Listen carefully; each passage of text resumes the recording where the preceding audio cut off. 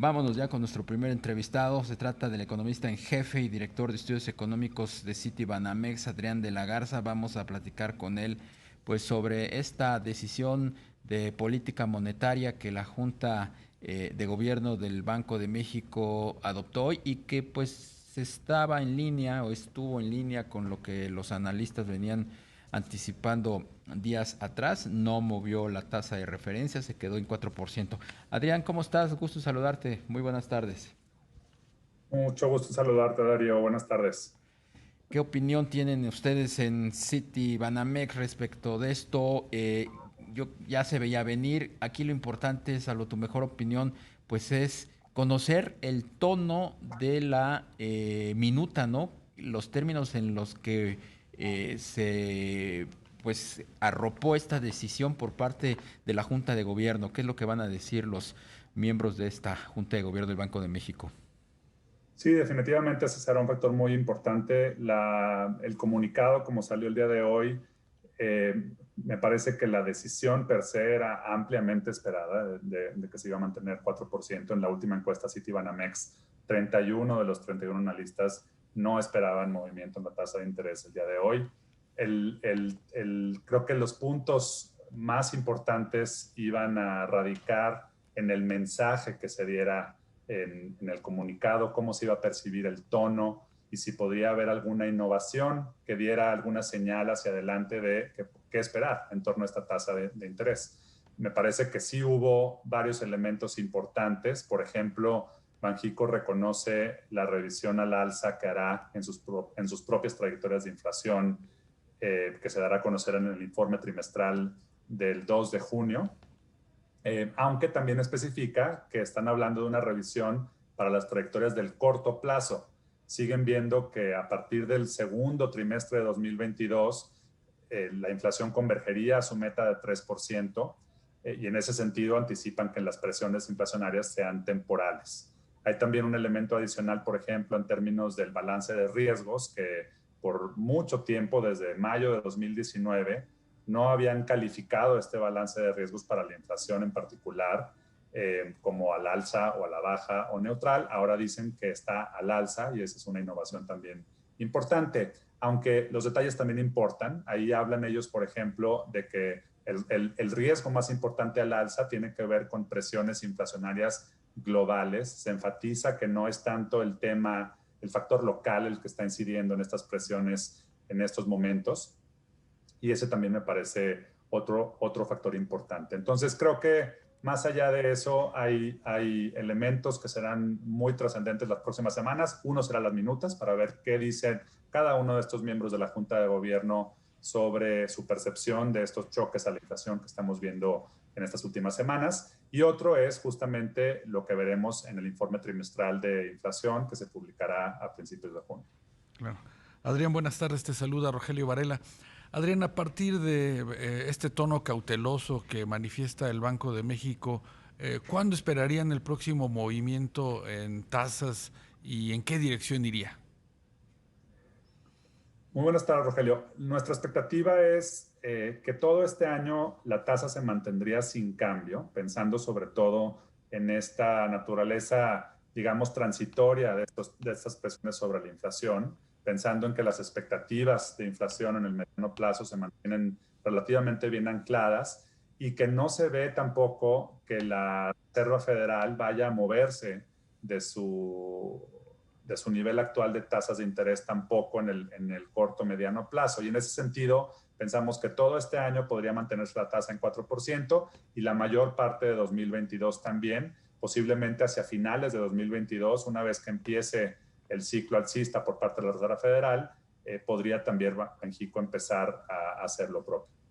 El mantener las tasas inamovibles en este nivel o en este rango de 4%, ¿qué impacto puede tener en la marcha de la economía, Adrián?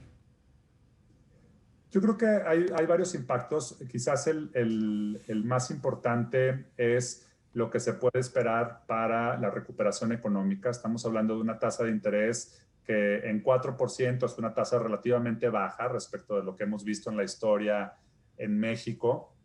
Sigue siendo, sobre todo cuando la vemos en términos reales, en comparación con otras economías emergentes, sigue siendo relativamente alta, pero el hecho que por lo menos desde una perspectiva local sea relativamente baja, esto abre espacio para que en la medida que haya mejor control de la pandemia, por ejemplo, que la gente regrese a trabajar y que todo el mercado laboral esté un poco más estable, si, pues, por ejemplo, se abra la llave al crédito y este canal, por ejemplo, como hay tantos otros en términos de la operación de la política monetaria, incentive o apuntale a la recuperación económica. En estos momentos, toda esta recuperación se basa en muy buena medida en factores externos, en lo que estamos viendo para la recuperación de las exportaciones, por ejemplo, particularmente las que van a Estados Unidos, con todo este tema de impulso fiscal que se dio en aquel país, y también en alguna medida en el mercado interno, sobre todo apoyado, por ejemplo,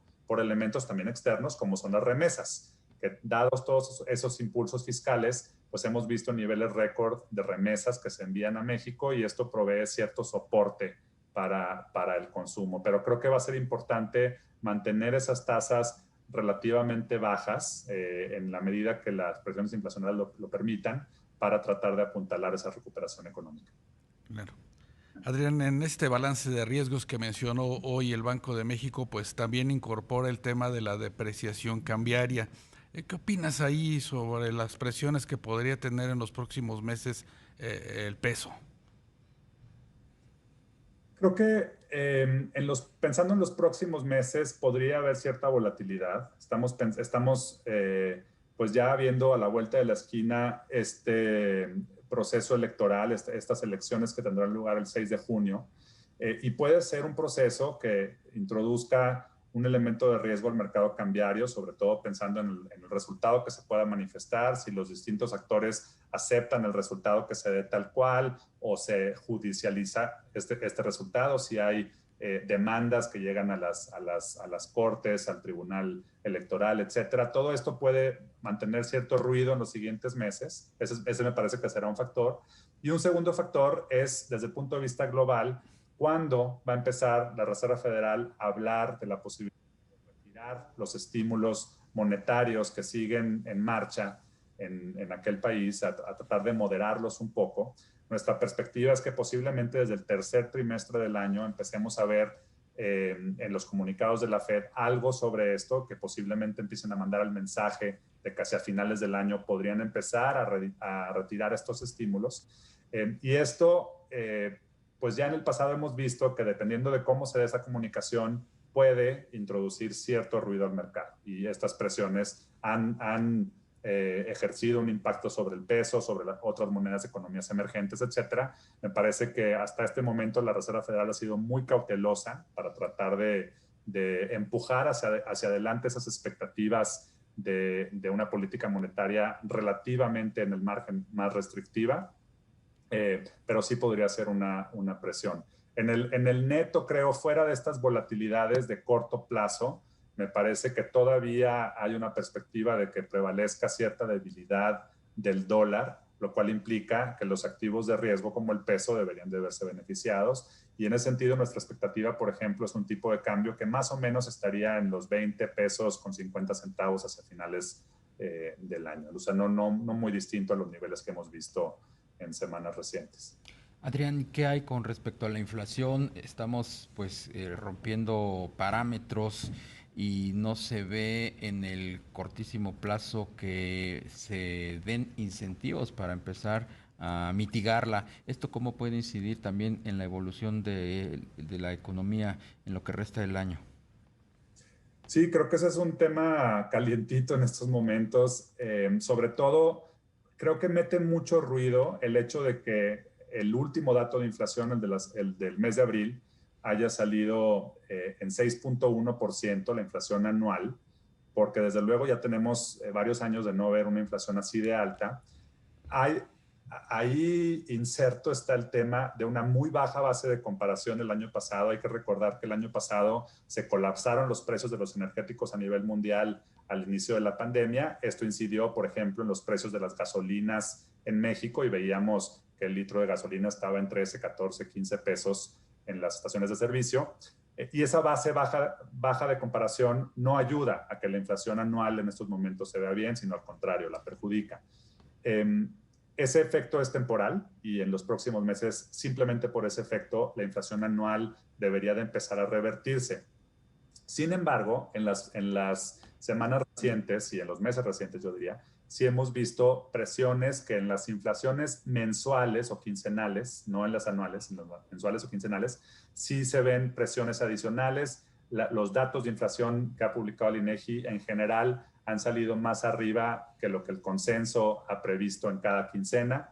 Y esto obedece en muy buena medida, como lo señaló Banxico el día de hoy, a estos factores globales que están en marcha por una recuperación de la economía global tan robusta, sobre todo pensando en Estados Unidos, por estos temas de estímulos, por el ritmo de vacunación más acelerado, etcétera. Entonces, creo que todo esto puede hacer que en un corto, mediano plazo, en este año por lo menos, Bien. inflaciones relativamente elevadas. Nosotros estimamos inflación de 5.1% para el cierre del año. Pues Adrián de la Garza, estaríamos en 3.4%. Te agradecemos mucho la entrevista, Adrián de la Garza, economista en jefe y director de estudios económicos de Citibanamex. Buenas tardes. Gracias, Darío. Muy buenas tardes a ustedes. Que estén muy bien.